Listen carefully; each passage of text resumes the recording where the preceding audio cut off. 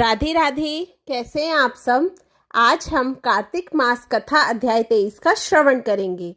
23वां अध्याय वर्णन आंवला तुलसी जान, पढ़ने सुनने से कमल हो जाता कल्याण। नारद जी बोले, हे राजन, यही कारण है कि कार्तिक मास के व्रत उद्यापन में तुलसी की जड़ में भगवान विष्णु की पूजा की जाती है। तुलसी भगवान विष्णु को अधिक प्रीति प्रदान करने वाली मानी गई है।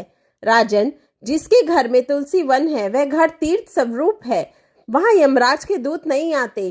तुलसी का पौधा सदैव सभी पापों का नाश करने वाला तथा अभीष्ट कामनाओं को देने वाला है। जो श्रेष्ठ मनुष्य तुलसी का पौधा लगाते हैं वे यमराज को नहीं देखते। नर्मदा का दर्शन, गंगा का स्नान और तुलसी वन का सत्संग, ये तीनों एक समान कहे गए हैं। जो तुलसी की मंजरी से संयुक्त होकर प्राण त्याग करता है वह सैकड़ों पापों से युक्त ही क्यों ना हो तो भी यमराज उसकी ओर नहीं देख सकते। तुलसी को छूने से कामिक, वाचिक, मानसिक आदि सभी पाप नष्ट हो जाते हैं। जो मनुष्य तुलसी दल से भगवान का पूजन करते हैं वे पुनः गर्भ में नहीं आते, अर्थात जन्म मरण के चक्कर से छूट जाते हैं। तुलसी दल में पुष्कर आदि समस्त तीर्थ, गंगा आदि नदी और विष्णु प्रभृति सभी देवता निवास करते हैं। हे राजन, जो मनुष्य तुलसी की काष्ठ का चंदन लगाते हैं उन्हें सहज ही मुक्ति प्राप्त हो जाती है और उनके द्वारा किए गए पाप उनके शरीर को छू भी नहीं पाते। जहाँ तुलसी के पौधे की छाया होती है वहीं पितरों की तृप्ति के लिए श्राद्ध करना चाहिए। जिसके मुख में, कान में और मस्तक पर तुलसी का पत्ता दिखाई देता है उसके ऊपर यमराज भी दृष्टि नहीं डाल सकते, फिर दूतों की तो बात ही क्या है। जो प्रतिदिन आदर पूर्वक तुलसी की महिमा सुनता है वह सब पापों से मुक्त हो ब्रह्मलोक हो जाता है। इस प्रकार आंवले का महान वृक्ष सभी पापों का नाश करने वाला है। आंवले का वृक्ष भगवान विष्णु को प्रिय है। इसके स्मरण मात्र से ही मनुष्य गोदान का फल प्राप्त करता है। जो मनुष्य कार्तिक में आंवले के वन में भगवान विष्णु की पूजा तथा आंवले की छाया में भोजन करता है उसके भी पाप नष्ट हो जाते हैं। आंवले की छाया में मनुष्य जो भी पुण्य करता है वह कोटि गुणा हो जाता है।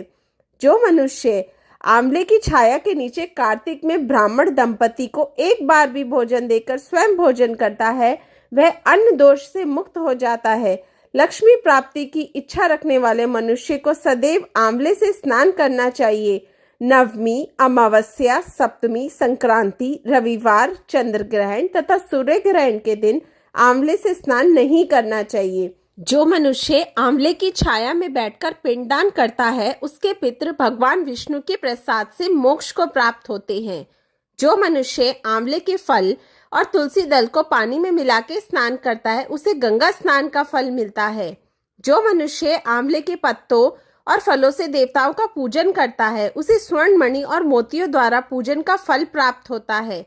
कार्तिक मास में जब सूर्य तुला राशि में होता है तब सभी तीर्थ, ऋषि, देवता और सभी यज्ञ आंवले के वृक्ष में वास करते हैं। जो मनुष्य द्वादशी तिथि को तुलसी दल और कार्तिक में आंवले की छाया में बैठकर भोजन करता है उसके 1 वर्ष तक अन्न संसर्ग से उत्पन्न हुए पापों का नाश हो जाता है। जो मनुष्य कार्तिक में आंवले की जड़ में विष्णु जी का पूजन करता है उसे श्री विष्णु क्षेत्रों के पूजन का फल प्राप्त होता है। आंवले और तुलसी की महत्ता का वर्णन करने में श्री ब्रह्मा जी भी समर्थ नहीं है, इसलिए धात्री और तुलसी जी की जन्म कथा सुनने से मनुष्य अपने वंश सहित भक्ति को पाता है। कार्तिक मास महात्म्य कथा अध्याय 23 समाप्त। राधे राधे।